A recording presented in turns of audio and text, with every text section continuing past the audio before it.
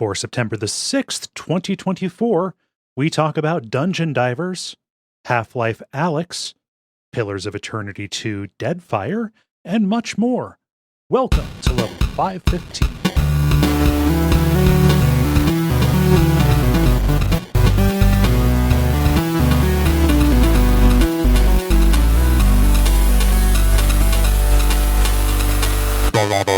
My name is Kole Ross.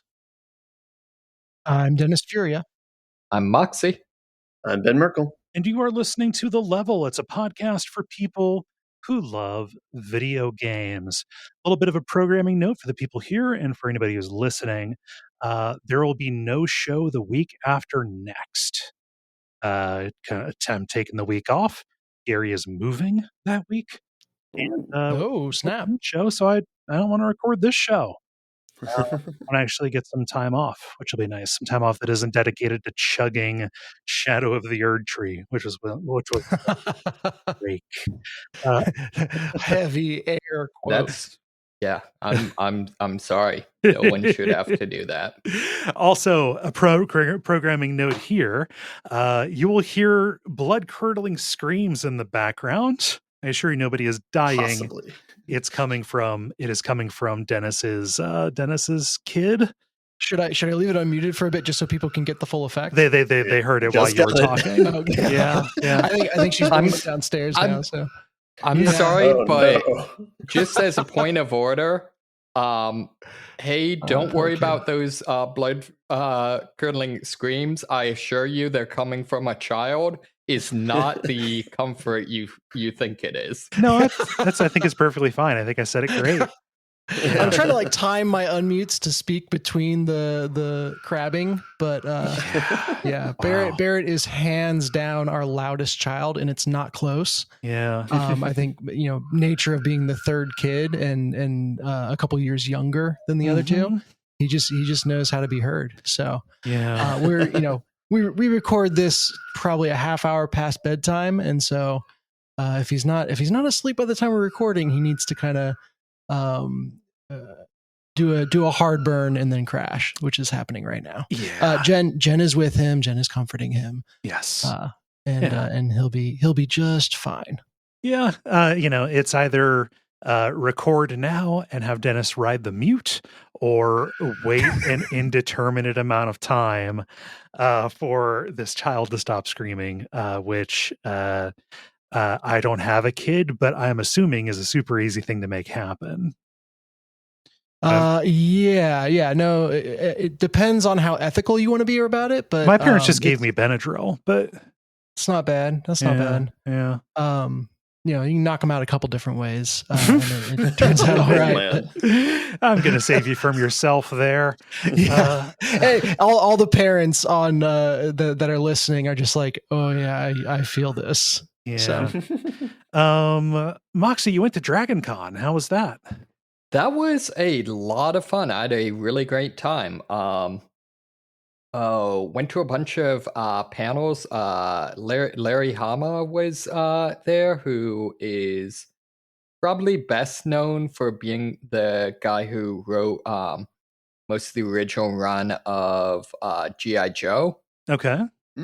He also did a lot of important work on Wolverine and created Spider-Ham. Oh, the Simpsons? Are you talking about Spider-Pig, or is this something different? No. Remember, have you seen Into the Spider-Verse? Oh, yeah, I forgot about Spider-Ham. Yeah, Yep. okay. I just see I'm Simpsons. I'm Simpsons brained, so I think Spider-Pig. Right. It's quite possible they came up with it first. Huh. So where Miles Morales has the power to turn invisible in addition to all his spider stuff, Spider-Ham has the power to make you forget him in addition to all his spider stuff. His name is Peter Porker. Also, fun fact, in the Spider-Ham universe, canonically, their version of Miles is a cat named Miles Meowis. Okay. I see the level they're working on here. Yep, that's a thing. Huh. But yeah, no, really, really cool guy. on top of just being an extremely talented person who has worked in the industry for a long time, he's also notable for being a big thing behind the fact that G.I. Joe has always had female characters that were important primary characters. Oh, he actually insisted on having that. Yeah, and was was real. Basically, was real big into nah, people are definitely going to buy this. Turns out women read comic books too. Yeah, it's half the population.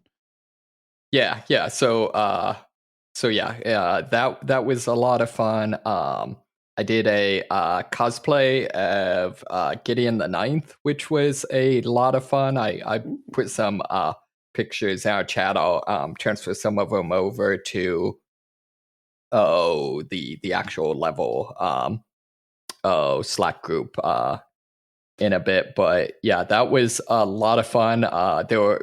I saw a number of other Gideons, a few Haros, and one Nona. Oh, wow. What is the collective noun for a Gideon? Giddy eye. Maybe. I don't know. The funny thing is there's a lot of very spoilery jokes you could make with that. You could. Yeah. I think my favorite, though, I actually didn't see while I was there, but I've seen some pictures posted since then. There was a again, this is going to sound kind of like nonsense if you haven't read this stuff, but there was a god with along with someone dressed as a cow with a sign saying, did you know that cows watch sunsets? Did he have did he have like the full black eye contacts in? Did not have that, but had like the sort of, I know what you call it, the Greek style, olive things and kind of the robe and stuff like that. But yeah. The black the black sclera would be a nice touch, although I'm told those give most people like crazy headaches. Oh yeah, no, they're torture from what I understand. But yeah, that's why there wasn't a second Grinch movie. I've also got, so one of the things, I think this is not just a Dragon Con thing, but I don't know, is people print out those little ribbons that you can stick on the bottom of a convention badge. Okay. And give them out. There are literally hundreds of them. There, just every fandom and meme and in joke you could imagine. Mm-hmm. So, and some people treat them like Pokemon. Like I've seen strings of like 20 of them. Yes, exactly. So I got several people when they saw my cosplay came up and gave me.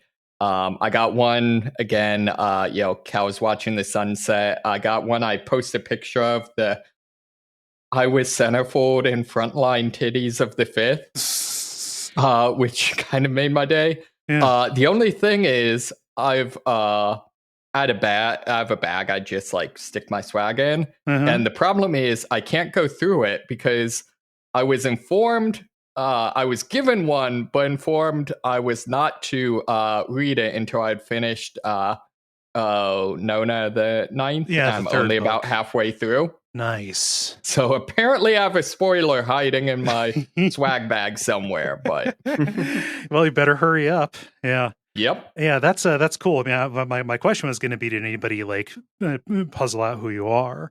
Mostly because I have no knowledge of how popular these books are, I guess. So the fact that there are others, it's like, oh, okay, this crowd. Okay, I get it. That was a safe. Yeah.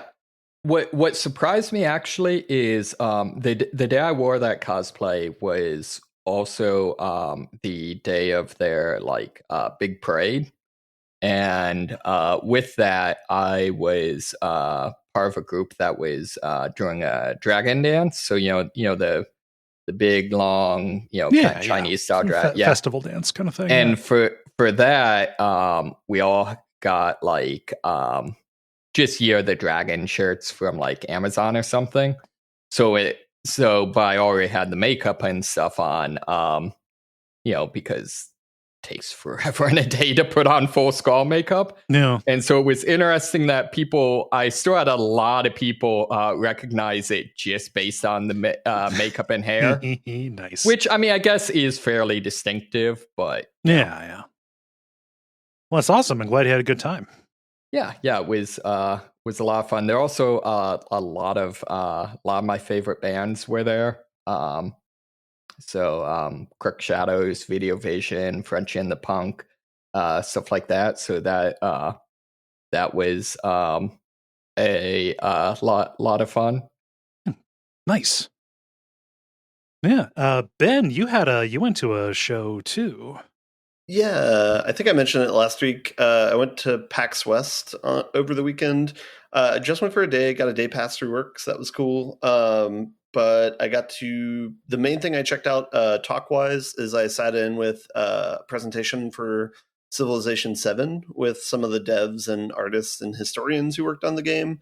And game design-wise, it seems pretty cool. It seems like they're kind of shaking up the formula where the game's going to be divided kind of into like 3 eras that are kind of more compartmentalized as you play the game. And then they were talking about like kind of like the historical reasons for doing that, showing like London as a case example of like different groups of people that like ruled over at different times and how they like developed a single city and how it evolved over time. So all that seemed really cool. And the people seemed nice and stuff. So yeah, that was fun. And other than that, mostly checked out like the board game section, played some games with friends. The video game section just walked through for the most part, kind of saw a lot of previews for new games and stuff, but it was way too congested for me, so I kind of noped out of there after an hour. But yeah, it was a fun time overall, though. Nice. I could see that. Otherwise, how was your like long Labor Day weekend? It was good. I got a run in, which I hadn't done in a while, and then mostly it was dominated by video games, which we'll talk about in the next section. Cool. Dennis, how about you? How was your Labor Day? Maybe unsurprisingly, Jen was traveling for the past week, which could explain the situation upstairs. But anyway, so I was single dadding all week, and Labor Day was kind of the exclamation point on it. There was a family reunion on Jen's side that we went to, and then a family dinner on my side that we went to, all in a single day. Oh wow, that's a lot. Yeah, it was a lot, but it's also like I'm in a space I can just let my kids run free and know that someone is looking after them. Okay. So that they're with cousins and aunts and uncles and omas and opas, etc. And so yeah, that was a very eventful thing. Kind of caught up with all the family on both sides in a single day. And then yesterday when Jen got back was our 13th anniversary. Oh wow! So we're now into year 13 of this craziness. Wild. Yeah. We've part of the anniversary gift was Jen's aforementioned trip. She turned it into like a long weekend. And then we're also doing travel next weekend. That's us to a little resort. And then we also have booked a larger vacation in January. We're going to fly out for a concert in Mexico. And so we're the way we kind of do anniversary gifts now is like, as things come up that we want to do, usually like travel wise, we're like, we'll do this instead of an anniversary present. Okay, yeah, that sounds good. And then by the time you get to your anniversary, you've done like 6 of them. Yeah, whatever. But yeah, so 13 years in, and still crazy in love, and still in contact with all my groomsmen. That's kind of cool. Oh yeah. Yeah. So good times. Awesome. Yeah, I didn't have an awful lot. Like I had Labor Day stuff yesterday, but mostly just taking care of things. We have a lot of we have a big episode of WAF coming up about City of Heroes, and that has required so much more prep than I would have thought. So that has kind of been dominating everything so far. So I apologize that I do not have an awful lot to bring, at least anecdote wise and maybe game wise. But we'll get there. Why don't we talk about those games, because Ben had some, and I know that I just mentioned games there. To do that, we're gonna have to do the regular kind of show, what with the grind, the multiplayer, and the end boss. And why don't we get started with The grind. The grind, where we talk about the games we've been playing over the last period of time or so. Ben, we talked about this a little bit in the green room, but we're all very excited for you. What you been playing? Yeah, so this has been a month in the works. I finally got the PC adapter for my PSVR 2. So I was able to set that up over the weekend. And of course, the first thing I dove into was Half-Life Alyx. I had bought that a couple months ago on sale because I knew this day would come. So yeah, I can start talking about that. I think I'm maybe like a third of the way through the game. I think I've had like maybe 4 or 5 hours into it. Have you been to the distillery? I'm on chapter 3 or 4. Okay, you haven't been to the distillery yet. Yeah, it's like I don't want to say too much about where I am because I don't want to spoil anything for the game, especially because I know some listeners are playing this game as well, like around now. Yeah. So I'll just speak in general terms about this. I'll start with the lone negative about it, and this is very exclusive to my setup. Just getting the PSVR 2 adapter set up was a little bit of a process, like that took multiple days. And mostly that stemmed from partly my own thing, where my setup is like I have a laptop connected to a dock connected to like monitors. Okay. And so to use the adapter, you need to plug directly into the laptop instead of like a dock, which makes sense when you think about it, because it's like it needs to be connected almost directly to the graphics card to try and get as like low latency as possible. Yes. But that required like more adapters that I did not have. So that added an extra like days bottleneck into getting it set up. And then the other downside is there is like a little bit of jitter. I noticed like specifically on Half-Life Alyx. I haven't tried many other games besides that, so I don't know if that carries across all of them or if it's specific to that one. Or I don't know if that's just specific to my hardware and it's something that's like butter smooth on other setups and it's just a limitation of mine. But that was the first thing I noticed, kind of directly comparing that to the PS5, which is like what it's natively built for, is like that's like a lot smoother, never any jitter. And there's like one small bug. Again, I don't know if it's game or hardware specific, where sometimes it's only happened like maybe 2 or 3 times total out of like an entire weekend of playing, where the camera will drift a little bit without your head moving and it'll snap back. Okay. But it is very no, that sounds terrible. Yeah. It's very like I've just gotten comfortable with like the PlayStation where I don't really get that seasick or anything. But like when that happens, like, yeah, you're totally kind of stopping your tracks sort of thing. So again, these are like the minor setbacks, and I don't know how global these are. These could just be unique to my setup. So the game itself, though, is pretty much like all positives. I had played the first like maybe 2 like levels of this game like 2 or 3 years ago, just as like a demo. So I kind of knew the setup going into it. But yeah, they bring all of their good game design from Half-Life series to this. Where they're very good about teaching you things step by step and very good at giving you comfortable environments to explore things in. Like just an example is the first area that you're in. It's literally just a sandbox for you to play around with things to make sure you understand what it's like to pick up an object, to play things around. It's interesting because like depending upon your play style, some people could probably just get up and like leave and go through it without like inspecting anything. But back when I played this for the first time, I think I spent 20 or 30 minutes just on this like balcony, like looking at every object, tossing them off, like looking over the railings, all that sort of thing. Yeah. So yeah, a lot of that's in place. I think maybe a few things that could be better about the game. So far, narrative's great. The combat's great. Like the controls and how you interact with the game are great. Namely, and I'll avoid things that are spoilers, like like an hour plus into the game. But like notably, like one of the first things you get are gloves where you can point to an object and yank it towards you. This is the main. This is the main mechanic of the game. Is these things. And so this is really great where it's like if you see a box, you can yank it to you. If you see ammo lying on the ground, you can yank it to you, and then there's like collectibles that you can pick up.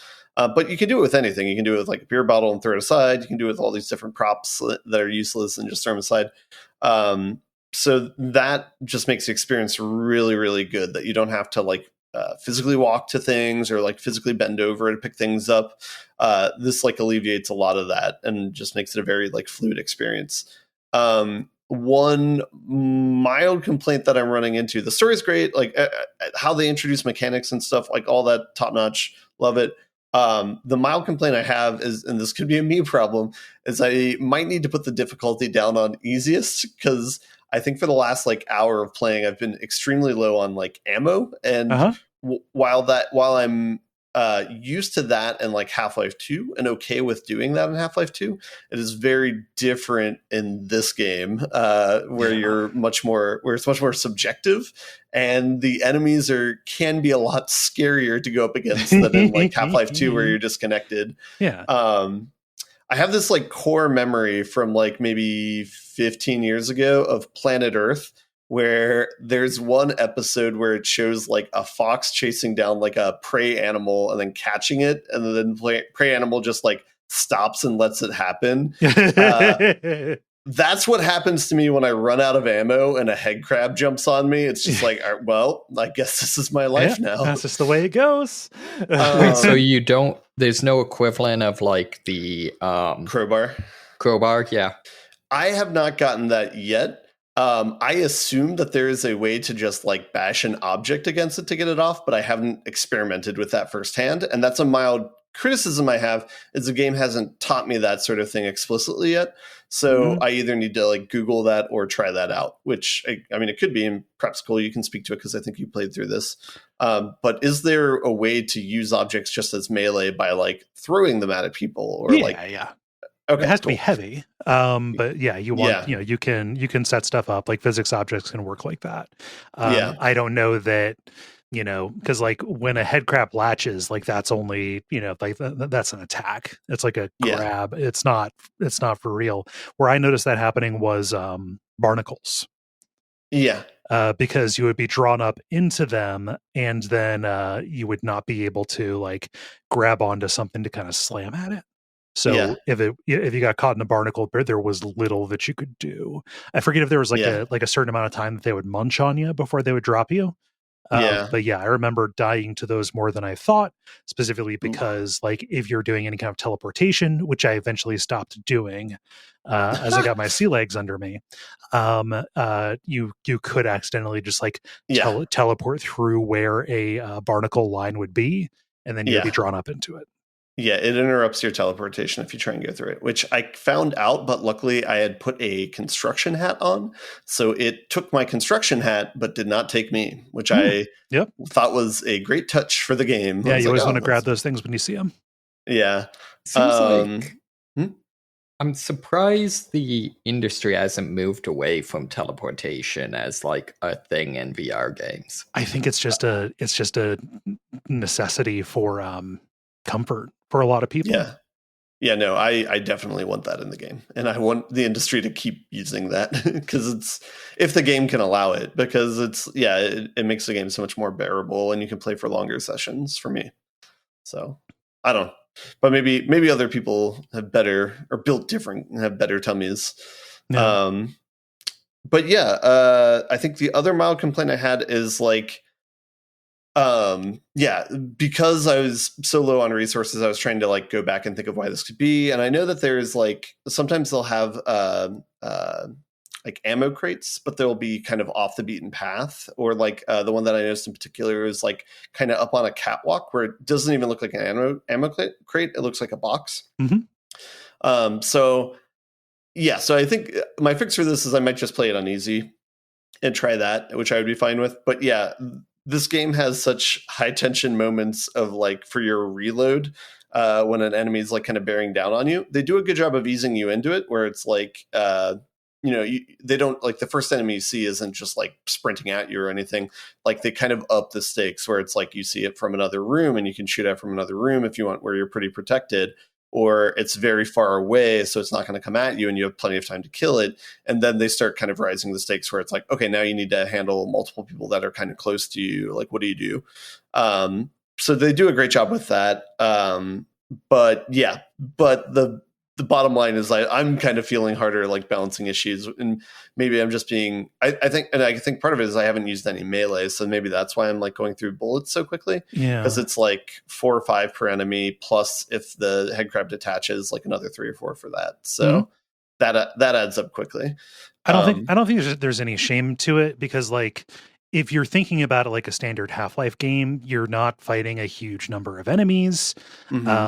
Like you're not in super, like difficult spaces to see and get around. So if you're conceptualizing it like, hey, this is mouse and keyboard, it should be simple, then you will neglect to account for that interaction layer, which I think is what makes the game what it is. And you're either going to have your sea legs for that or you're not. And that's why those options are there, I think. Yeah, it's kind of the alternative for reloading is just running away really quickly by teleporting backwards as far as you can. Interesting emerging mechanic of the game. But then the other thing I'll mention about it is like the main upgrade system of the game is there's basically like Easter egg collectibles in every map. And I forget what they're called, but they're just these little glowing white mechanical orbs. Alien resin, I think. Okay. Yeah.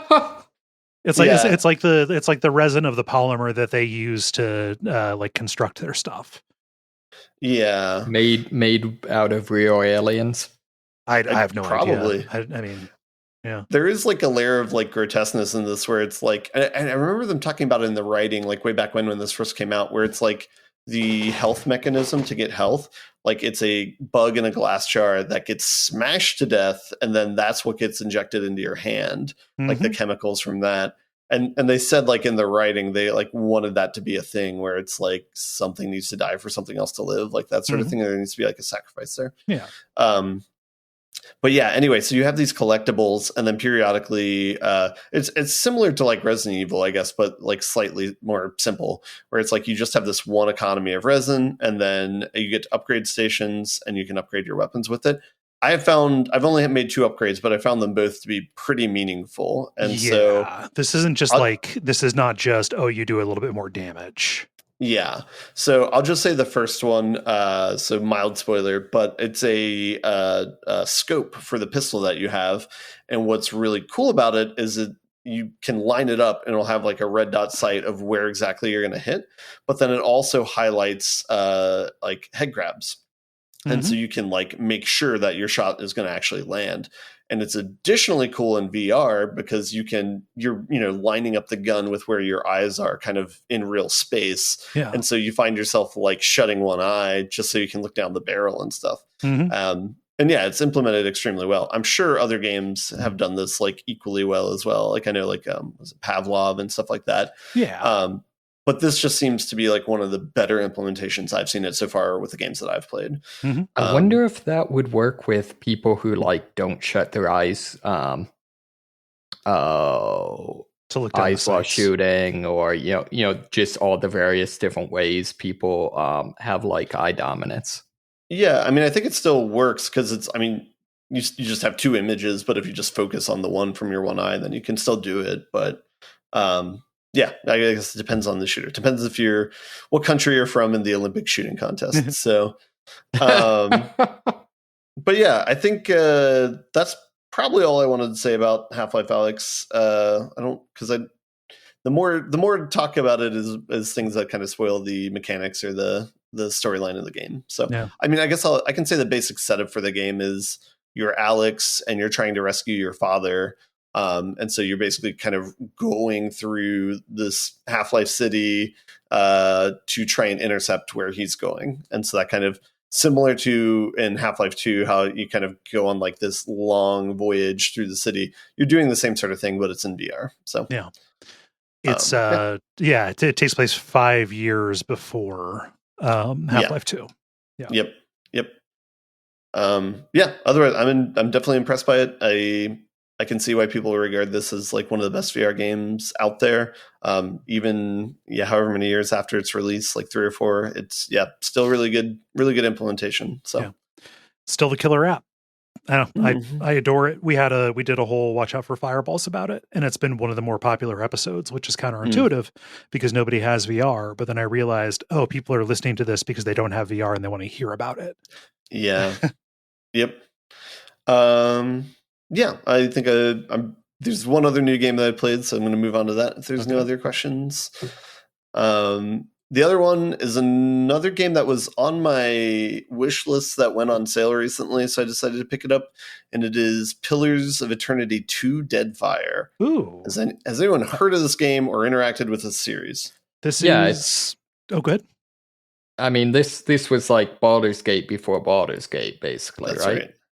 Yeah. And this is the Path of pirate Exile, the one. other PoE. No, it's not that PoE. Yeah, this is... And it's not POD. That's a letter off. So. This is Obsidian's, isometric RPG that is in the vein of a Planescape Torment, separate and distinct from the Torment Tides of Numenera, which is another sequel, another kind of like follow up to Planescape Torment.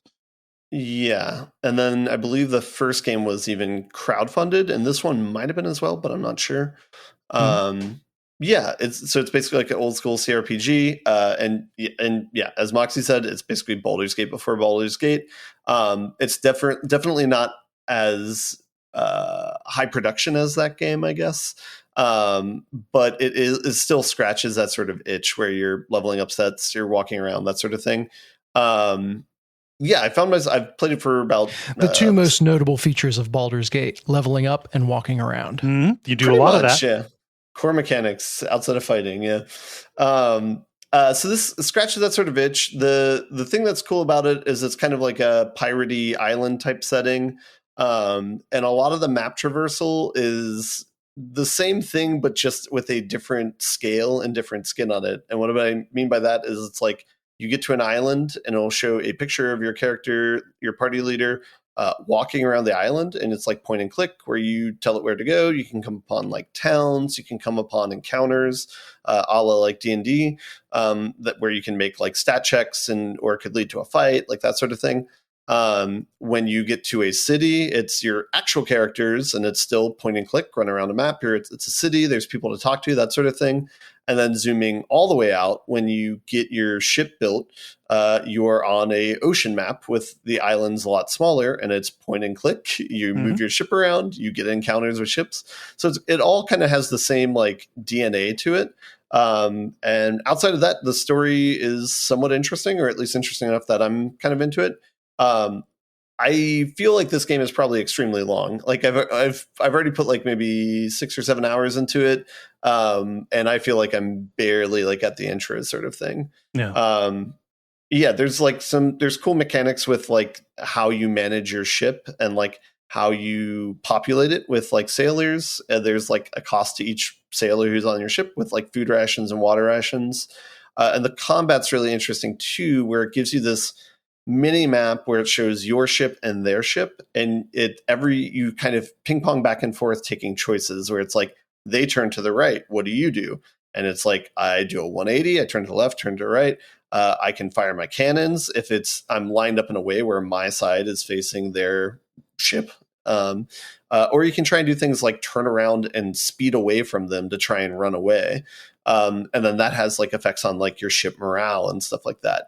But all of it just seems really well implemented, how like the systems feed into one another. It's like you might land on an island, go there, explore and get things. And then when you go back on your ship, that kind of translates to repair supplies, resources for your sailors to give them like food and water to keep going. And then, or it can extend to like gold that you share with them to increase morale. So there's a lot of cool like RPG systems that are there and kind of interconnected. Even though I spent like a decent amount of hours with it, I don't feel like I'm in so far as that I understand all the systems fully. It's just kind of in the middle of like getting into it right now, or getting my legs about me. but yeah, so far I do really enjoy it. If you are looking for like a Baldur's Gate type game, and you've already played Baldur's Gate 3, then this is something that can kind of fill that void. So, or it appears to be. Yeah, I've heard really good things about this. I think that in my, I was not necessarily playing these games, like this kind of game very heavily when they were new. Like in the mid teens or whatever. And I think by the time this one came out, it was like, oh, we'll eventually do that for WoF. So it doesn't make sense for me to play it on my own. But this one I think was a little bit, I kind of got it confused with Divinity Original Sin too. It just kind of got mixed up with that in my head. I now understand that they're very different games. But I'm just curious about this one because this is the one that I hear less about. Yeah. I don't think it was advertised too well. I guess I'd always known about the first one. And I probably had that on my wish list at some point in time. But yeah, it was just showing on my wish list. So when it came up to be on sale, that's kind of when I took note of it. I don't know. I should say they're also making like they've made like continual updates to it. And in particular, they added like turn-based fighting mode to it, which is the only thing I've played with it so far.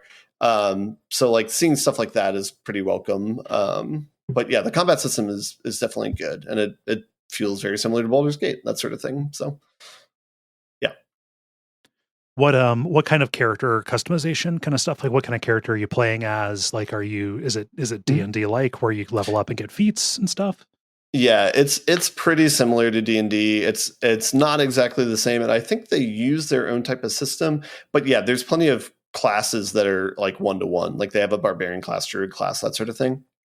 But there's a few ones that they have that I haven't heard of before. I don't know if they're in like Pathfinder, and maybe that's why I'm just not aware of them. But they have this like some sort of like psychic type class. The one I'm playing as, I think, is like a gunner of sorts, like a marksman, like rifle person. So I think they're, and I think that's a class that they had. It's like a ranger class. So that's something that's in D&D. But yeah, it's mostly D&D with a few exceptions, I would say. You can customize your character, and a really cool system that they have is each party member that you pick up, they give you an option as soon as they enter your party of how you want to level up their class, and they give you 3 options. It's like, okay, I'll make them a straight wizard build, or I'll make them a multi-class build of some kind, where it's like they'll be like mage warrior or something like that, where it's like wizard plus like a fighter class, or a wizard plus this class. So that's a pretty cool customization. I'm just trying to keep it simple for now. I'm just doing like straight singular class for my own character. And for the people that I pick up, and basically the way it works is there's tech trees associated with each class. And so you're just, the thing that you're changing is whether you want to go deep or whether you want to go wide. So either go deep on one tech tree or have 2 tech trees available, but you're not going to hit the higher level on either of them. Yeah.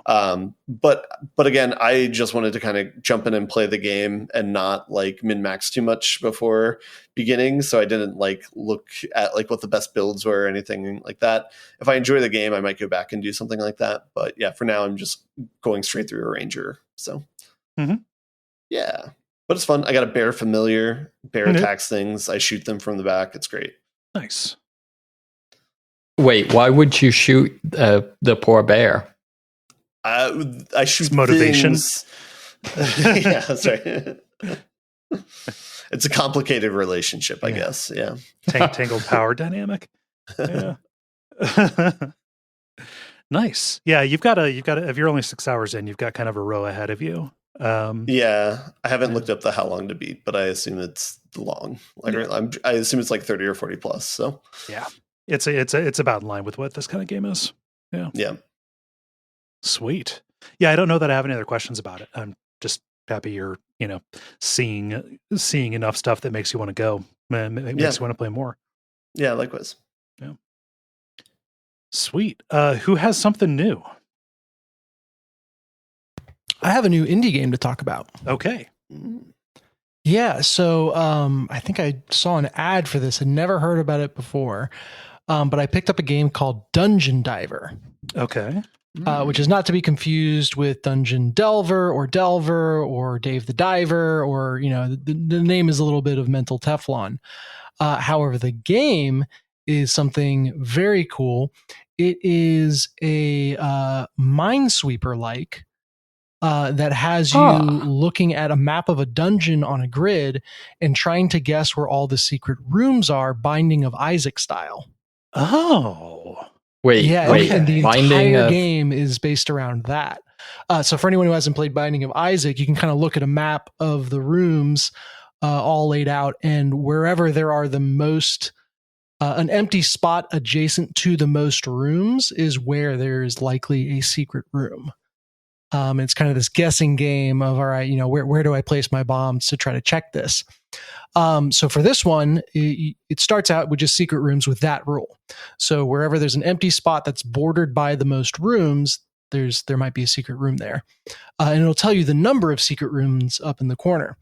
Next up, there is a hermit room, which is every dungeon has like an entrance tile. And a hermit room is the room that is furthest away from the entrance tile and only adjacent to one other room. There's a guest room, which is the same thing, only it's the closest possible empty spot near the entrance tile that's only adjacent to one room. And then you start getting all this other stuff because there's unique tiles. Like there's a tile that's a treasury or a boss room or a library, etc. And there's all these secret rooms that will appear when different conditions between those tiles are met. So it's like, this type of room might be on the border between a library and a boss room, but it can only be connected to one room. This other secret room might be between a boss room and an armory, but it's on the space that has the most adjacent rooms. Combo that with the fact that any given room can have some of its sides be barricaded. And that is a guarantee that there is not a room on the other side. And so even though you might have a space, that's the opposite of how barricades work. Yeah. Even if you have a space that's bordered on all sides by rooms, if some of those spaces are barricades, there can't be a room in that space unless you have a barricade room, which is if you see that you've got a barricade room, the empty space that is bordered by the most barricades has a room in it. Yeah. And so, it has the feel when you play it of Minesweeper, where you're going through and you're like, oh, okay, that's bordered by 4 rooms. Obviously, there's a room there, and you click it to mark it. Other places where it's like, okay, I know there can't be a room here, and you can mark like an X to say like, don't click here. And then you kind of gradually isolate down to, all the different possibilities. Although what you're looking for is a little different on each map, which is procedurally generated. Based on the type of rooms you're looking for. So what's the equivalent of like the mines? Like if you open the wrong thing, does a mimic eat you or what? Yeah, that's left a little vague. You take damage. You have 3 hearts, so it's not a one hit and you're out type of deal. But then the levels are strung together. So you start out with a dungeon map that is, maybe 10 tiles laid out on a couple different paths. And then you get up to the final maps easily have, 100 tiles on them. And actually, if you get all the way to like the final quote unquote boss room, one fun little touch is you're doing all this delving, you're exploring dungeons. It's got a little bit of a Deep Rock Galactic feel where your boss is in an orc in a white button down. Okay. Who's just like, oh yeah, we gotta do this. And it's all very corporate. And you finally get down to this, like they call it the dungeon core, but it's like the big monster that's at the heart of the dungeon. And he's like, oh, you fools, you've reached me. You will never defeat me. And your orc boss is like, actually, we're here to free you. So same team. It's like, oh, I've been working for the bad guys the whole time. But anyway, yeah, so they string a bunch of these maps together to make a little mini campaign. You earn gold when you find a secret room. You can spend that gold for trinkets that, it could be something that if you don't have any shields at the beginning of a level, shield is just allows you to go above your maximum health. You gain 1 shield, or it could be like at the beginning of every level, it'll just mark 4 to 8 random rooms, and you might get lucky and discover a room. So yeah, you never get to the point of quite like creating a build. There's not like that level of roguelikeness to it. Mm-hmm. But it does make things a little unique and give you interesting choices along the way of like, okay, would I prefer some extra health or would I prefer something that's going to give me a little extra info every room? Will that info be valued at the one extra health per map I would get? Yeah. Everybody be prepared to groan at my shit. This reminds me of Picross. It really does. Like there's the Minesweeper aspect of it, but like the number of logical dependencies that you are needing to kind of internalize and kind of resolve those contradictions based on the information that is presented to you, while also instead of like discerning, okay, what could this picture be, but like, all right, like I need to kind of intuit how this space would be laid out, with all of these rules and dependencies in mind, right? Yeah. This is a really cool game idea. Mm-hmm. And I just looked up. Sorry, I was thinking of Peggle when you said Picross and was very confused. No, different. Nothing like Peggle. Yeah. It is interesting. You mentioned intuiting the space, and I found that the game does rely on that a bit more than Minesweeper does. Mm-hmm. You are going to, like in Minesweeper, sometimes encounter these 50-50 opportunities, or like even worse probability than that, where there's one barricade room, but there are 4 different empty spots that have 2 barricades adjacent to them. Mm-hmm. Now there are ways to mitigate that. You can get items that allow you to like check a space or check all spaces adjacent to a certain type of room or what have you. So using those judiciously to solve those 50-50s is one way to go about it. You also, if you kind of prioritize the rooms that you find in a certain order, one type of secret room can't have any other rooms next to it. And so if you find that, the spaces next to it are safe, and those are automatically marked, which could then, eliminate some possibilities. But on the intuition part, there are a couple different types of rooms that are based on linear distance. Mm-hmm.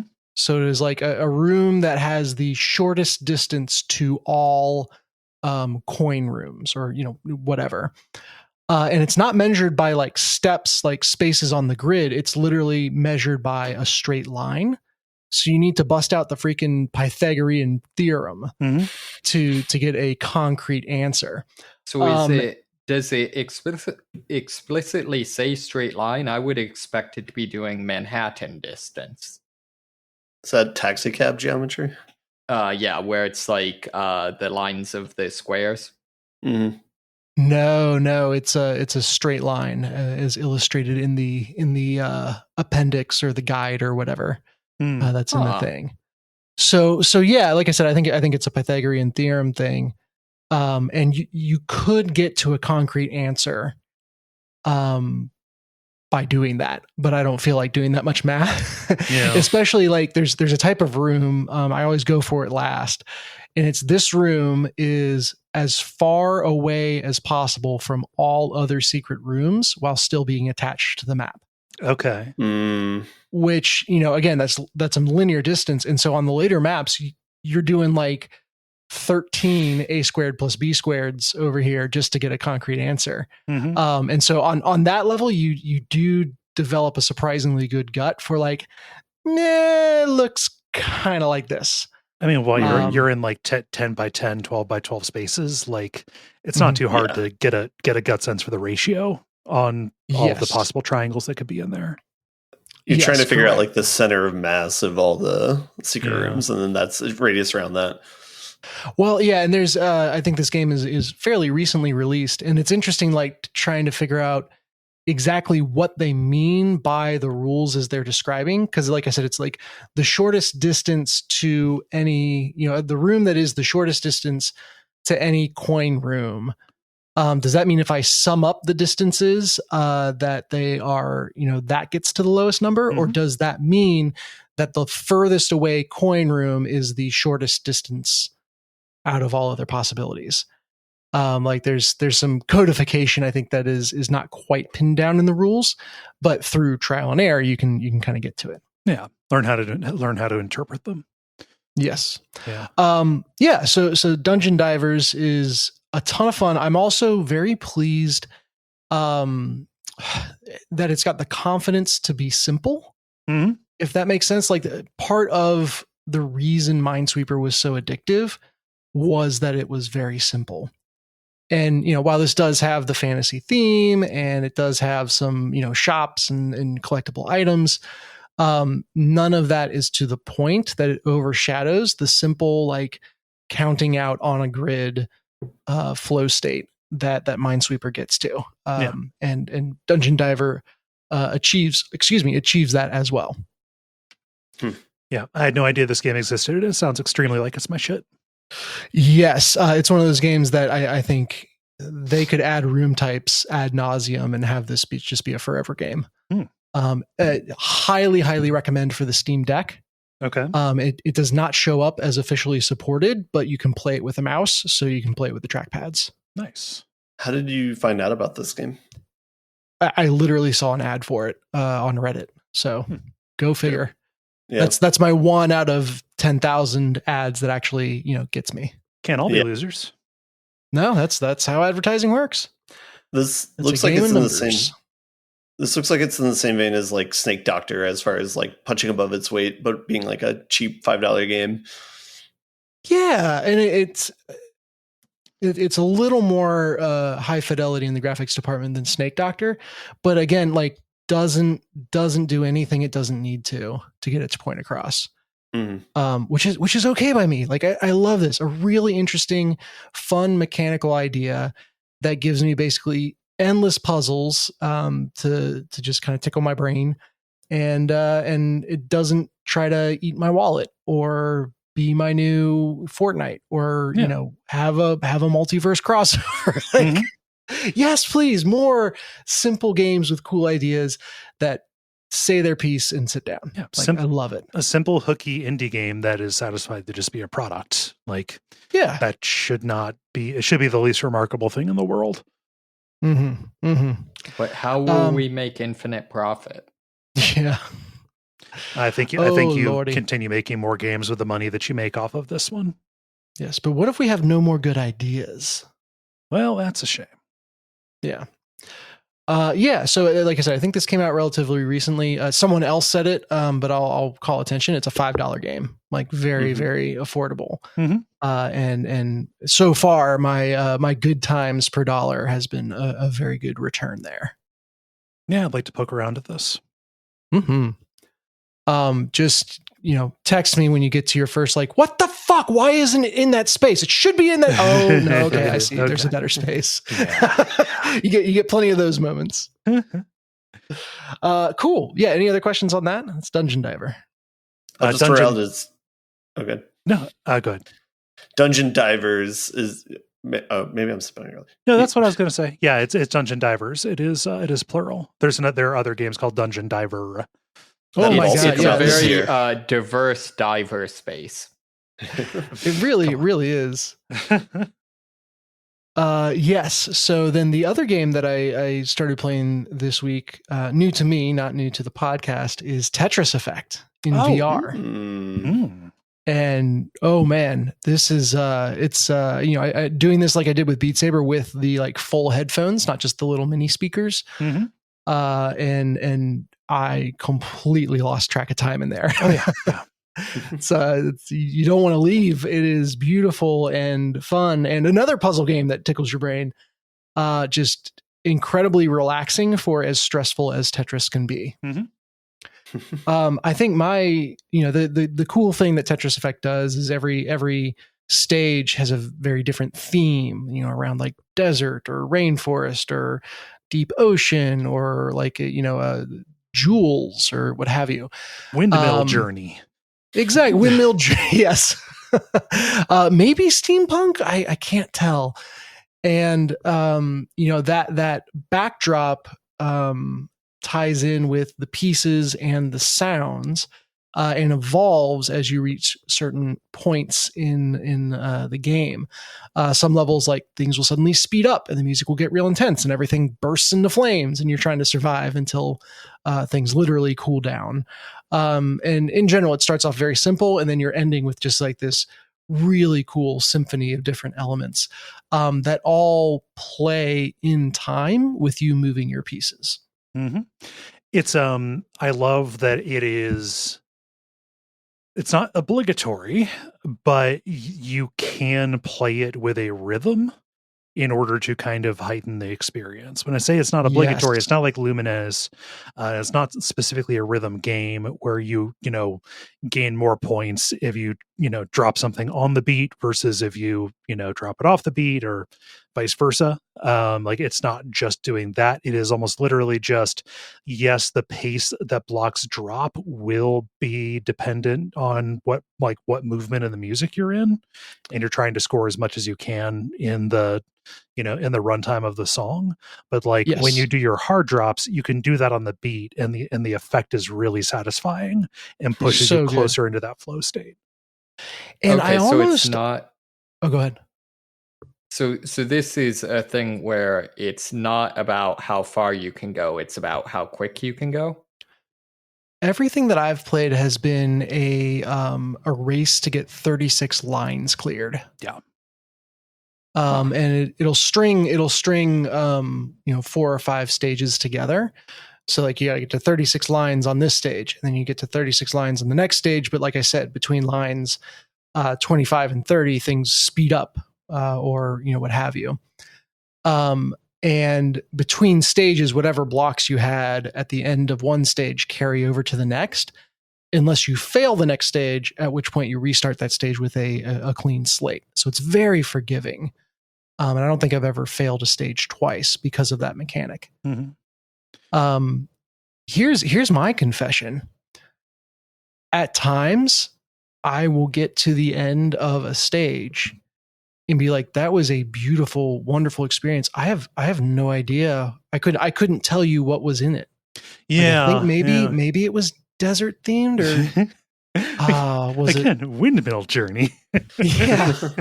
I found what stands out for me, despite the big thing being this is Tetris in VR, the thing that stands out to me the most is the music. Oh yeah. And as you were describing, like you find yourself naturally playing along to the beat, even though there isn't a score incentive to do it.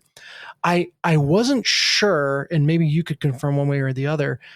I almost wondered if when you hit the slam piece button, no matter when you hit that, it's going to quantize it to the next beat.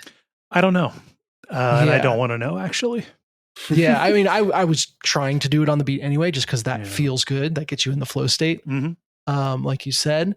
However, I almost wonder if there's a little bit of prodding in that direction that the game does, just to keep things feeling cool. Yeah. Which that's fine by me. It is achieving the desired effect. Yeah. So like you saying oh yeah, it's the music that's memorable. So this is made the producer on this is the guy who is the designer behind Rez, behind Lumines, Child of Eden, all of these games that are very specifically meant to be kind of synesthetic. And looking at just a video of this flat on a screen does undersell it. This is not VR in the way that Half-Life Alyx is VR, where you're immersed and it requires you to have situational awareness. Everything is happening on the Tetris board that is right in front of you. However, having all of the visualizer effects in your periphery does feel enveloping. Yeah. I had the thought several times that this feels like a really well done museum exhibit. Yeah. Where you feel like you're kind of in a room, in a space, and there is a thing being presented to you front and center, but that is surrounded by information and aesthetics that are really bringing it to life. So yeah, video game Hall of Fame or video game museum, whatever, could do well to have this in it. Oh, it's great. Yeah, lots of fun there. Yeah, I've continued with iRacing. I'll just check in real quick on that. it goes in seasons. So, you get to the end of a season, and then there's a week, they call it week 13, just ominously, But where, what is it? Everything's made up and the points don't matter. where it's like free for all, just whatever events you want. Absolute insanity. In fact, they intentionally publish a bunch of series where it's like, usually you're racing on one track per week for a series. Mhm. And it's like, this one's a different track every day. And, this one, we're taking these dragsters and riding them around a dirt track, or, just like crazy combinations that don't make any sense. Mhm. One from this week is like a 1934 Ford Coupe Good. that is trundling around a dirt track that is meant for monster trucks. And so, yeah, it's just the best kind of shithousery. But to hear, be in the Discord and in the communities and hear everyone talk about it coming up as someone who hasn't done it before, it's almost like the Yog is coming, Like, week 13 is almost here. Everyone get ready.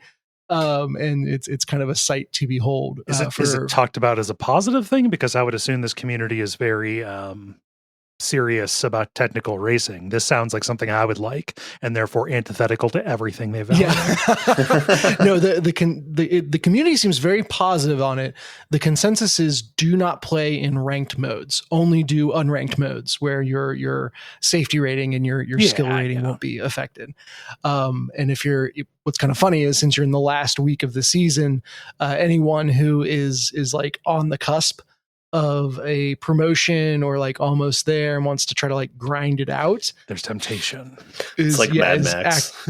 Actively discouraged. Yes, very Mad Maxian.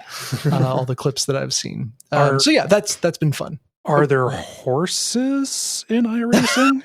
Because I want to know if you can do the distance. No, not that I've seen yet. Okay. Although they're constantly adding new stuff, so it might be in a content pack that I haven't bought. Man, you should see the rigs people have for horses. Oh God, I really don't. That just makes me kind of a little bit sad, because some of them have to involve real horses. So no, it doubles as a sex machine. It's great. Not the real horse, the machine. Okay. Oh, giddy up. Yeah, so that's I think that's everything I've been playing this week. Cool. Moxie, how about you? Yeah, so as you might imagine, I've not played a lot this week. It's funny that going to like a video game and pop culture expo actually makes you play less video games. You're there for the socializing. It's the shared experience. It's exactly fine. So I did, though, reinstall Far Cry 6 just kind of on a lark. I had played that earlier, but sort of bounced off of it. And I don't know. I am torn between a weird place with Far Cry, in that it is probably the series that most squarely bullseyes like what I look for in games, and what I like in games. But I also think is probably the series that is more emblematic than any other of what's wrong with the game industry. Yeah. Just in terms of like growth of meaningless doodads in the mechanics kind of sprawling like rot. Yeah, a combination of that, and then just the fact that like I feel like Far Cry is this weird perfect storm of games that are good enough and have good enough storytelling and characters and acting and performance and all that stuff to tell really interesting stories, and that could have a lot of meaning and substance and that sort of thing, but also starting from the premise of we're not going to be political, which means they don't actually tell any stories that matter or have meaning or substance or any of the things they could have, or doesn't question any aspect of its premise. Right, exactly. So it's things like, this game, like, sets up a, a fairly compelling kind of faux Afro-Caribbean nation, and, has does a good job of bullseyeing some of the aesthetic flourishes of that, really, captures some of the feel aesthetics of sort of the 80s era kind of kind of guerrilla movements, and kind of the Che Guevara chic, that sort of thing. But the problem with that is, like, all of that stuff is only interesting at all if you then use that to say something. Yeah.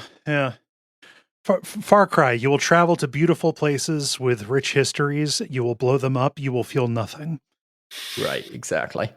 And it's too bad, because, like, even the things that are the kind of the excesses of this series. So, like, in this one,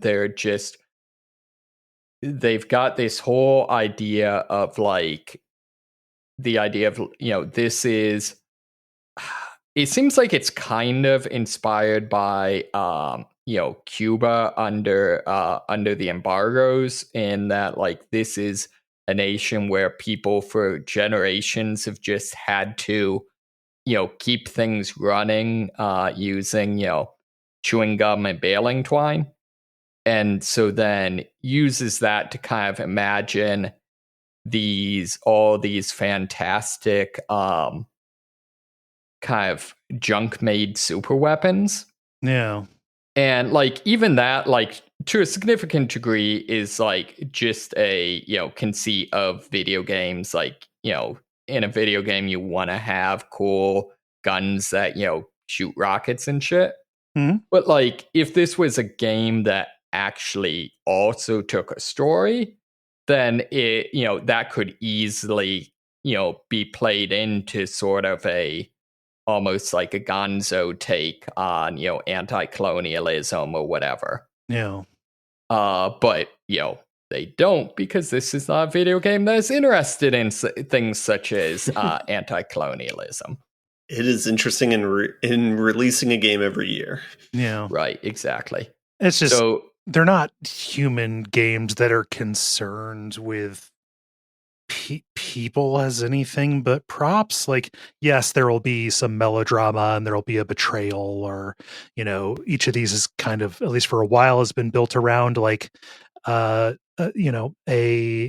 singular villain who has a strong personality. I mean, at least since 3, right, with Michael Mando's character. So okay, so 2 had that as well. Yeah. Like, it'll be around those. It's like, human in that kind of cartoonish way, but it does not actually want to. But by not saying anything about the conditions of the people where they live, really, like the actual systems that got these people there, basically, in this case, by not talking about the way it's under embargo, but by whom, and by meddling from whom, allied with whom. And it's like, right. at a certain point, you have to talk about like, literally just politics in terms of, like, the allocation of power, right? And if you don't want to do that, then what are you doing here? Right. And the weird thing is, like, it's not even truly not political, in that, like, the whole pitch here is that the new person who has taken power is basically this dictator that is has somehow created some sort of super anti-cancer drug or something, I don't know. But then basically now he's friends with the capitalists, so now the world is just like, nah, you're cool now. And so, like, explicitly there is all that political stuff.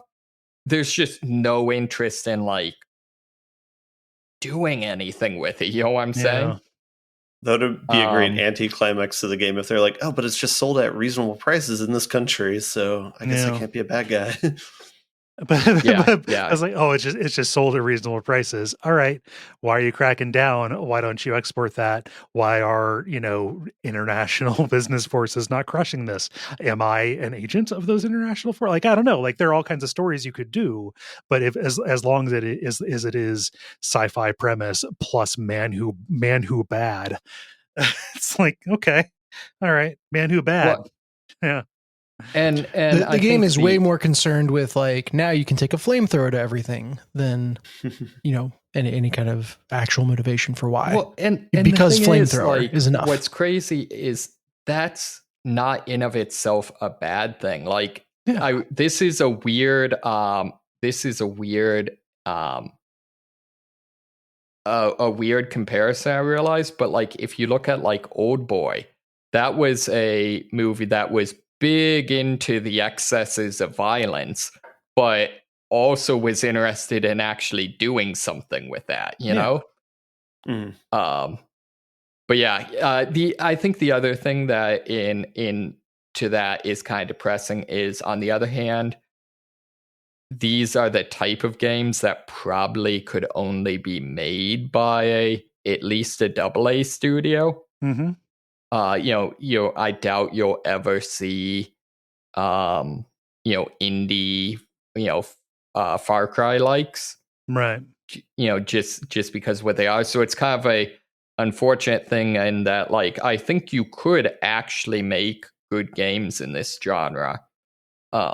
But I doubt you ever are. They made one. It's Metal Gear Solid 5, and then they don't exist anymore. No, they made half of one. It's Metal Gear Solid 5. Right. But I guess what I mean is like, yeah, I suppose. Yeah. I mean, but is it still fun to like, systematically dismantle an outpost and do Yes, things it go is. wrong? Yeah, And- yeah. So like it's serving some of its purpose. Like it's worthwhile to do that. It's just frustrating to see them dance around with these themes that do not add up to anything or create any kind of synthesis, really. Right. And I will say, go on. I was going to say, I mean, these things are like monoliths now, like this and like the Call of Duty franchise, where it's like the rails to make a game are in place at the company. And so it's just about churning out a game every year. Yeah. Right. So, I will say this one, I think, does some things, does more that, sorry, I'm going to explain that again. Compared to 5, I thought had a really cool premise, but didn't really do anything with that. Didn't really do much fun with the whole prepper idea. Mm-hmm. Whereas this one, I feel like does some fun stuff with their kind of faux Cuban aesthetic. Mm-hmm. One of the things is like on this island, apparently cockfighting is very popular. And on the one hand, again, there's no discussion of like, hey, that's kind of weird. But to the degree they have it, they get some really good stuff out of it. The actual cockfighting is straight up a side 2D fighting game with it's like the Gwent of yes, but exactly zero taste. Yeah.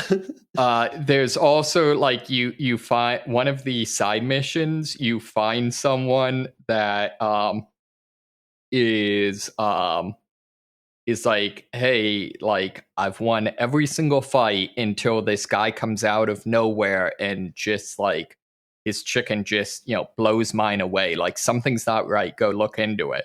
And so he sends you to break into the person's place, and you find this like underground lab where he's like mad sciencing all these chickens, and then all of a sudden you get to the bottom, and it's like he's been killed by his creation, and all of a sudden the misshapen chickens start like coming out of the walls to attack you. Nice. Similarly, this feels very Borderlandsy. Yeah, like feels self-aware at least. Yeah. There's also one of your companions this time around is they're all various animals this time around, and one of them is a chicken. whose owner insists that he has a thirst for blood, and in order to unlock them, you just go on this series of like rampages with this chicken to like destroy government archives and just all sorts of weird stuffs. And then chicken's name is like chicharron, which is apparently a beef dish, but it's chicharron. So then like you destroy all this stuff, and then like at each place like paint this huge mural like chicharron was here. So just point being, like, yes, there is a lot of very fun, very silly stuff, some of which is actually fairly well written. Mm-hmm. I also found by accident it does have the since for the tradition of like having some way for you to just beat the game almost instantly. Mm-hmm. In this case, if you simply take a ship far enough away from the playable area, it just plays a cutscene where you basically illegally immigrate to Miami. Or you know what I mean, like refugee to Miami. Huh. So yeah, I don't know. It's a very very strange game, but yeah, I don't know. I mean, it did poorly enough that Ubisoft put the we say, oh, these are annualized. They haven't released one in a while. Like I think this one came out in like 2021, maybe. Yeah, I think it's too bad. I think the message they should be getting is that what it's been for a while now is they release a mainline game that probably sells some, but like people don't really like, and then they release like just a gonzo version of it. Your Blood Dragons. Yeah, that's just critically acclaimed. And I think what they really need to realize is like, no, what you really need to do is just lean into how stupid your games are, especially now that they've got this shared universe. Mm-hmm. Like, just lean into how nonsense it is. Like that happens in the some in the background, but just foreground that shit. Yeah. But yeah, that's I'm trying to think. I think that's all I've really been playing. I'm debating picking up Tactical Breach Wizards because that looks amazing, but I haven't gotten a chance yet. Yeah, it's neat. I have not played more of it since last week, but looks cool. That is cool. I've enjoyed what I've seen. Yeah, I think there's a very good likelihood that's going to be next year's cosplay. Yeah. So that's all you had, Far Cry 6? Yep. All right. And the segment's over because I haven't played anything that's not homework for another show. Smash cut. Multiplayer. Now it is time for the multiplayer where we ask you a question and then you answer it. Dennis, what is the question that you asked the nice people? Yeah, we're recording this after a long weekend, which inspired the question. You have a long weekend and want to play a game's single-player campaign through start to finish. What game are you picking? Yeah. I will get us started here with Callum, who says, on a nostalgic real-time strategy tip at the moment, the Dawn of War series is due a revisit, so chaining the Dawn of War 1 campaigns. So Warhammer RTSs. Yeah. Which is a little bit of a theme. Moxie, what does Austin say? Austin says, I'm blowing through Space Marine 1's campaign and prep for the second one releasing this Friday. And man, it's just as good the 1,000th time as the first. Oh yeah, that new one is releasing. Space Marine flew completely under my radar, probably because I'm not super into Warhammer. But is Space Marine notable for anything? First-person shooter. Okay. In the grim darkness of the future, there's no peace, only war. Yes. How old is that? Space Marine 1? I think that was like a 2015, something like that, maybe 2013. Okay, not terribly old. Yeah. Ben, what does Lindsay say? Lindsay says, I'm going through Skyrim currently, trying different options for quests that I never did before. I will soon do a Dark Brotherhood alternate quest where you wipe them out instead of joining them. That seems appropriate. Yeah. I mean, at least for the long run. Let's see. Dennis, what does Case say? Case says, I got Judgment from Gamefly, so I'll be playing that on my extended weekend. That's a longer game. Yeah. Yeah, some of these are pretty ambitious. Yeah, I was going to say, my answer is completely in a different spirit than these. Peter writes, removing all restrictions, social interactions, and family responsibilities, I think I want to play either Inscription or Dredge from beginning to end. I also might have done exactly that with Inscription, but that was also playing with my limited availability I had this weekend. Yeah. Neither of those are incredibly long games. I think that like both of those are about 12 hours you could do. Yeah, that seems, that's a little spicy for my belly, but yeah. It's weekend material, especially long weekend. Yeah, long weekend. Let's see. Moxie, what does Scott Michael say? Scott Michael says, I can't really explain it, but there's something about long weekends that makes me feel like an irresponsible teenager again. Sometimes I'll break out my N64 and spend a couple days staying up late and getting so lost in the nostalgia of a single-player journey that takes me right back to being on my grandparents' living room floor. And I can completely forget about the constant stress of my hazardous duty job. Or I may just fire up one of my comfort games from my youth that I've played through so many times, like an old Legacy of Kain, Max Payne, or Metal Gear Solid title. Except for Snake Eater, because I don't like to end my weekend crying. Yeah. However, all that being said, do you know what relaxing single-player game I decided to run through this past weekend? You guessed it, Doom Eternal, with the DLCs. That was more stressful than my job, and I almost ended my weekend crying. Tears of joy, I assume. Either way, it ends in tears.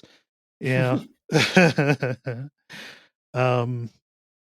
Yeah, any of those would be good. Would be good options, I think, especially comfort games.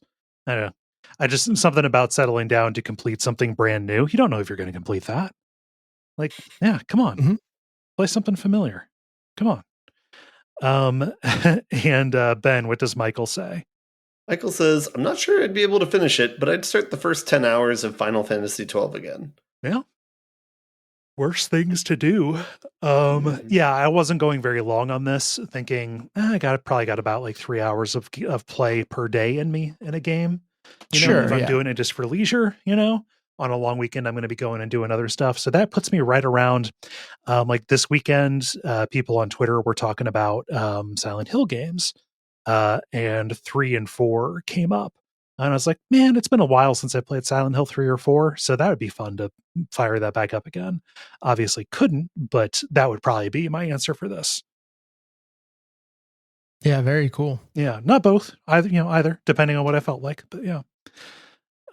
Let's see. Moxie, how about you?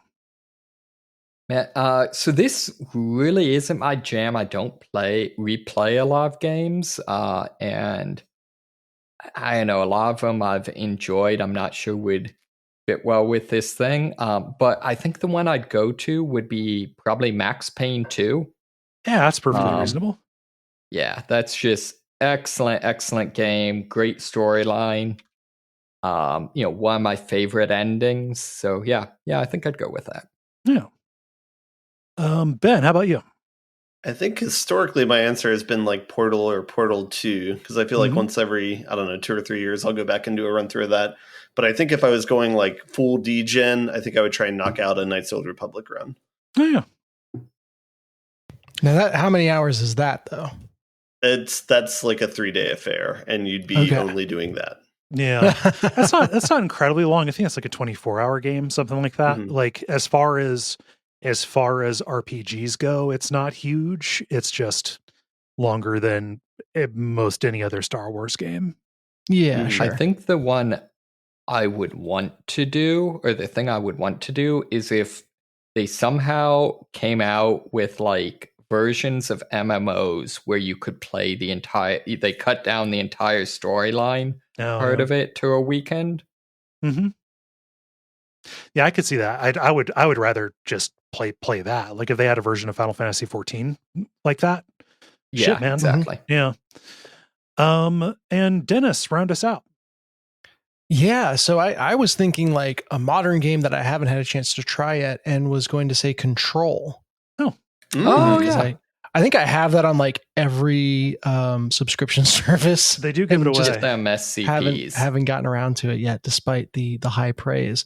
But as everyone's talking about going backwards, I thought that going back to an Uncharted might be good as well. Oh. Mm-hmm. That'd be interesting. Probably to the original, maybe to the second. Definitely not the third. Couldn't do 4. It's too long. No. I've got to say, I think getting a lot of booze and edibles and then just trying to mainland like as many of the Uncharted games and as quickly as possible would be a very entertaining. Every time he says crap, you drink. Nice. Well, good question. I wish I had done any of those instead of all of the work I did this past weekend, but oh well. Thank you so much, everybody, for writing in. If you would like to participate, go to the Duckfeed Facebook group, join up, and watch for the answers to go up on Monday afternoons. And thank you, Dennis, for posting. Mm-hmm. The End Boss. Now it is time for The End Boss, where we talk about things that are happening in the world of video games and how we feel about them. Let's do some follow-up from last week.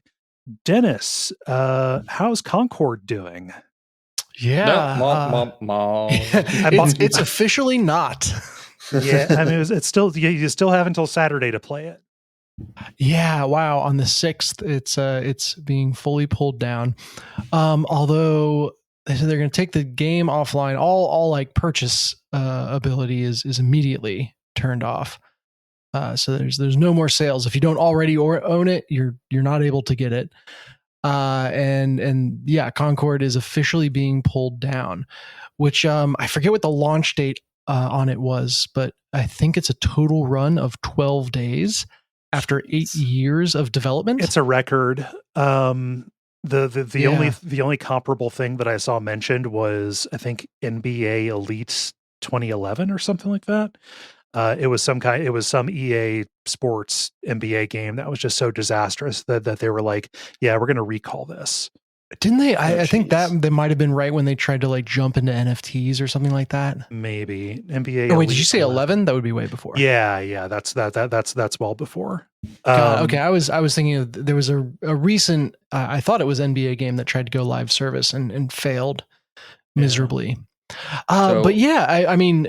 I guess the lesson, if you really want to think deeply about this, is if you take 8 years to put out your response to a popular game, it might not still be relevant. No.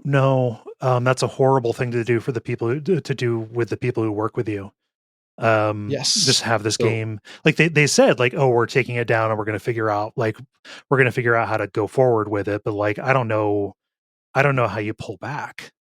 Yeah, and I mean they're issuing refunds. I guess that's a good thing to specify. They're giving refunds to everyone who bought this, which I feel like does not bode well for the "we're going to figure it out" part. Yeah. Because now you're asking every person who sunk time in this to rebuy the game. Or I mean, potentially they'll come out free to play. I could see that. Yeah. See that seems to be the bet right now is free to play. Mm-hmm. I'm wondering, like, at this point, do devs look at this as like, well, I mean, I got 8 years out of it. Hopefully not too much of that was crunch, but like, holding a job for 8 years is pretty good in today's culture. It's just really bad for getting the next one. Additionally, I didn't realize this. Sony closed down the Sony Japan studio in order to fund this. Oh no. Yeah. Like, all of the amazing games that came out of that. Those people, Fuck that that talent noise. scattered to the wind so they could make this. So, That's a bummer. guys, So they could make it. Yes. Yeah. Do you want to do some abuse to your psyche? Because if so, you should definitely go to the Polygon article on like top 10 things that were wrong with Concord or whatever, and then go down to the comments so that you can learn that the reason it failed is because it was too woke. Yeah, no, that's Of course. Yeah, that's always going to happen. Yeah. But I now want to propose like how they measure right-wing positions in Scaramucci's. Okay. That we now measure game relevancy or how long a game is up in Concords. Yeah, it's I mean, in both cases it's 11 days. So it's some nice consistency there. The last thing I want to call out is I am reading from the official blog post, which talks about your support and the passionate community that has grown around the game has meant the world to us. It's like, dog, it was 29 people. Yeah, you could fit them in a minivan. They were passionate though. Yeah. A point of order, what was also with, like, why did they pick the world's most boring name? Like, I don't know. They named it after grape jelly. Yeah. It's a mistake. Every single part of this is a mistake. Yeah. Kind of the silver lining of like this and the Suicide Squad though is like hopefully companies will reevaluate like the idea that we just need to do live service for everything and we need to do looter shooters for everything. So no, that's the thing. Like, part of why this failed is because it's not live service. Like, that's actually it costs one money. is like, that's actually, I think the saddest thing is their explicit pitch was pay for this and then like everything's included. Yeah.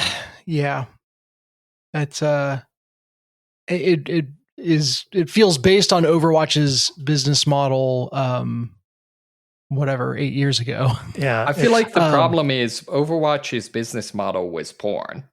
Fair. Yeah, none of these characters are very fuckable. Which I guess maybe plays into the woke mob's consideration. Maybe, so I don't know. Back off of that thought. Apparently, all of the I apologize. characters... I would definitely fuck these characters. I don't know what the right thing to say is here, but yeah, Concord is no more. Yeah, it's a bummer. Something has to break. Dev times have to get shorter. We cannot keep having. This cannot keep happening. Oh yeah, it's untenable. I will. I'll post another link to a Kotaku article. I think it was that it is a great time to be teaching a class on the business of games. Yeah, because this article that was just put out, inspired by the collapsing of Concord, is basically like the first couple of weeks of my class in a nutshell. So I don't even have to write a synopsis. I can just pass it along. My work is done. Nice. The other side of that, let us go to Ben's story. What's Valve up to?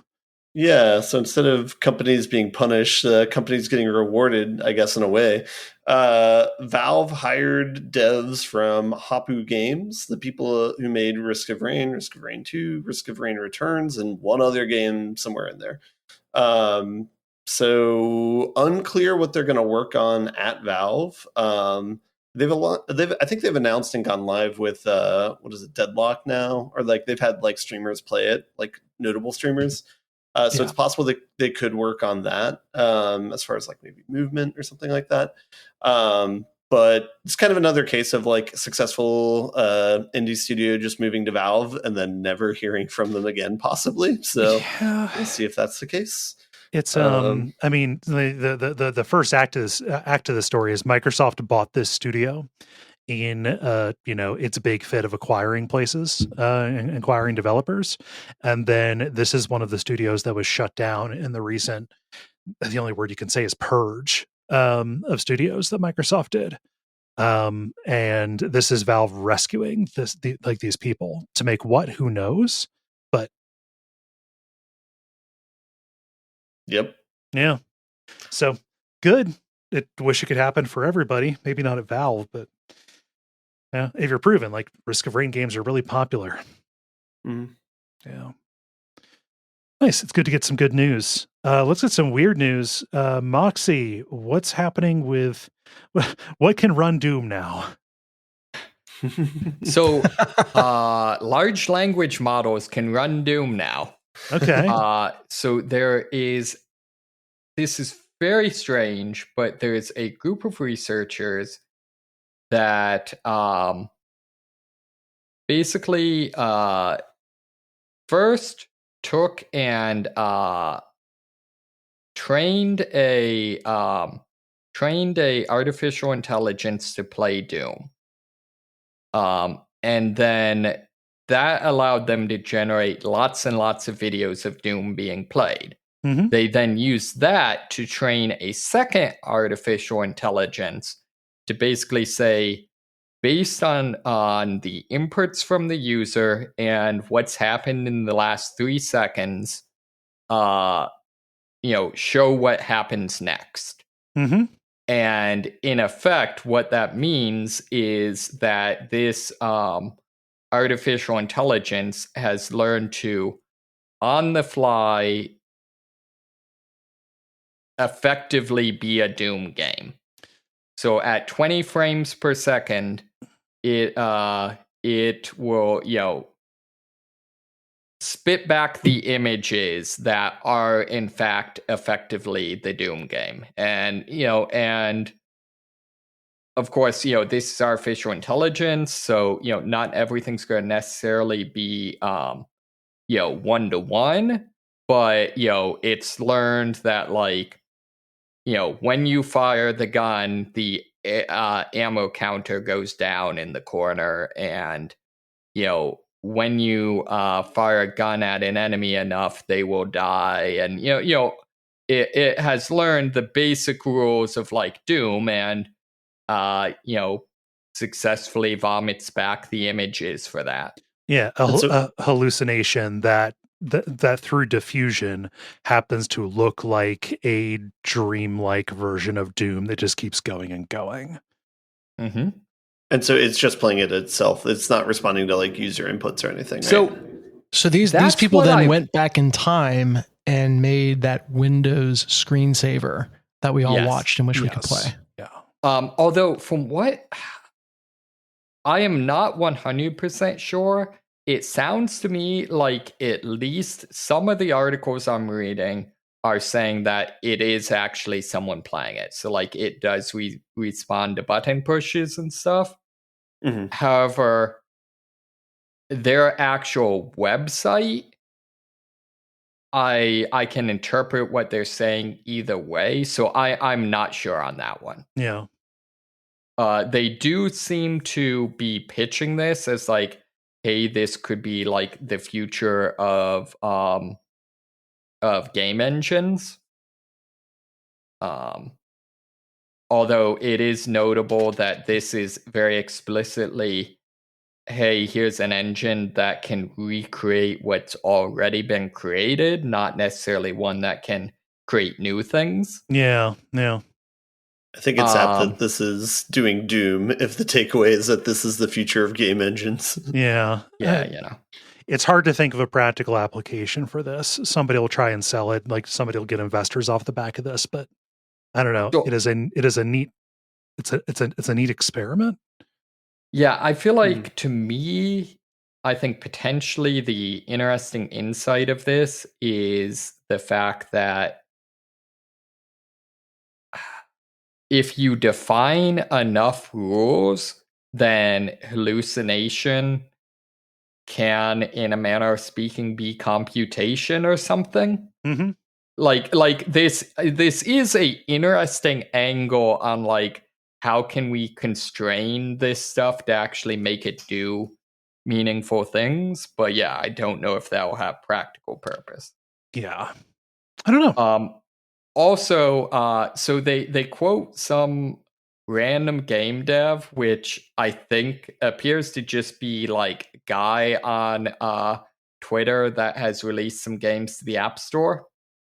But But that's not really important. What's important is I then was reading his Twitter feed and found he had retweeted a video from a company that their thing they do. Sorry, this is completely off topic, but hilarious. Is for companies that want to train an AI to control like industrial robots. This company has actors that will wear like industrial robot suits and do the thing you want your robot to do. That's awesome. Okay. This is the end of Willy Wonka in the Chocolate Factory, where his dad gets a job repairing the machine that replaced him. Maybe. Tangent on tangent on tangent. I read an article today talking about how Amazon provides air conditioning for their robot workers more sooner than they do their human workers. So it's like yes, dystopia is here. The robots have value. Yeah,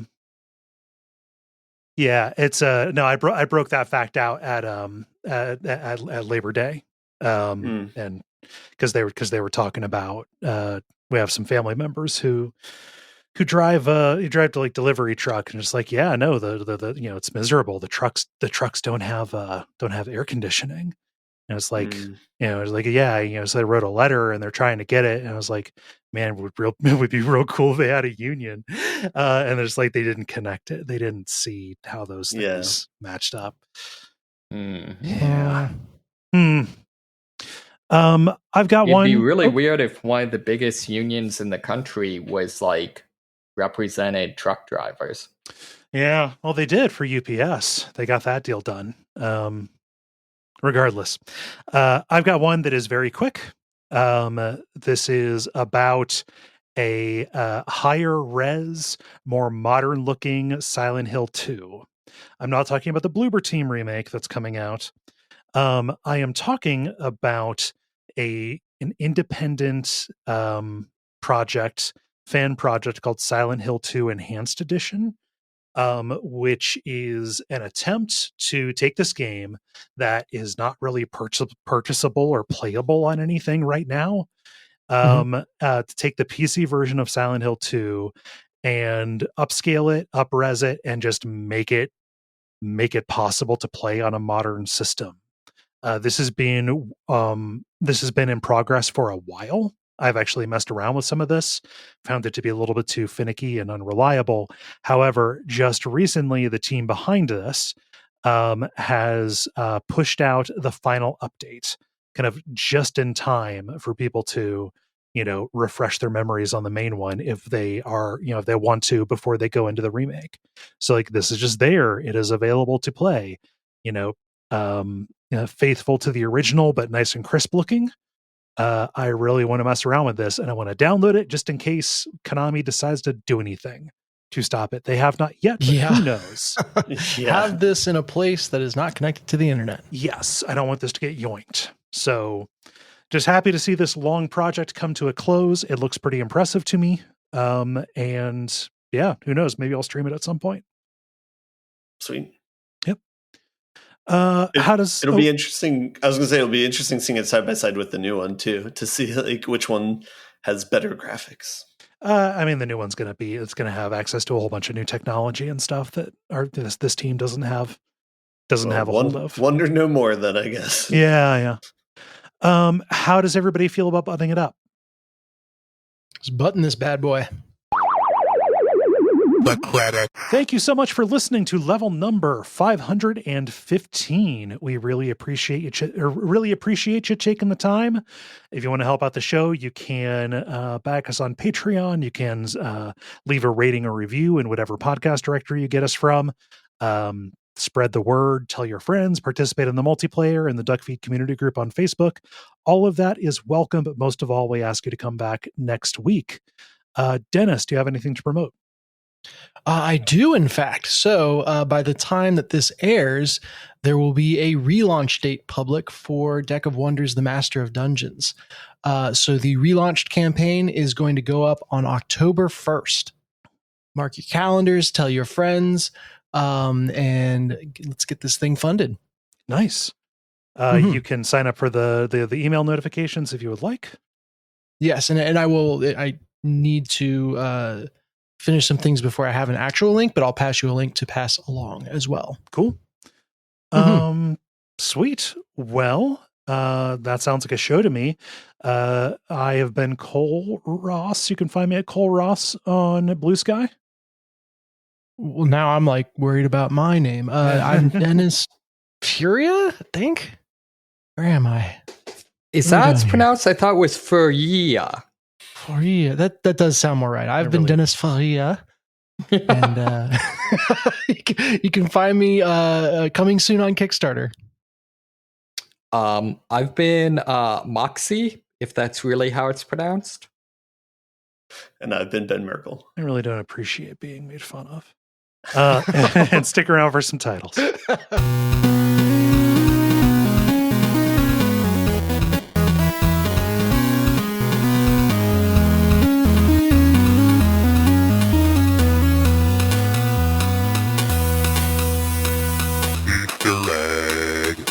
All right, so titles. Who has one? Who has some? I have one. I have Diverse Divers. Okay. I have one as well. Okay. Tangent on tangent on tangent. Okay. That's appropriate for the series. Yeah. Ben, what you got? I have one that I wrote down that was not said during the episode, so one of those favorites. I wrote down CE Orc for the maze game because I thought that was fun. That's Continuing good. Education Orc. Yeah. Yeah. Here's what I would have said if I was funny. Well, no, there just wasn't a good spot for me to say it. So. Yeah. Dirty Pool here. I wrote down one of mine. Windmill Journey. Yeah, that's pretty good. Yeah. I like it. Who has who has an opinion? I mean, I am a fan of Windmill Journey, actually. Yeah, let's do Windmill Journey. I do enjoy me a good Windmill Journey. That'll be Sugar Bones' next album. Gets conceptual. Yes. It is decided.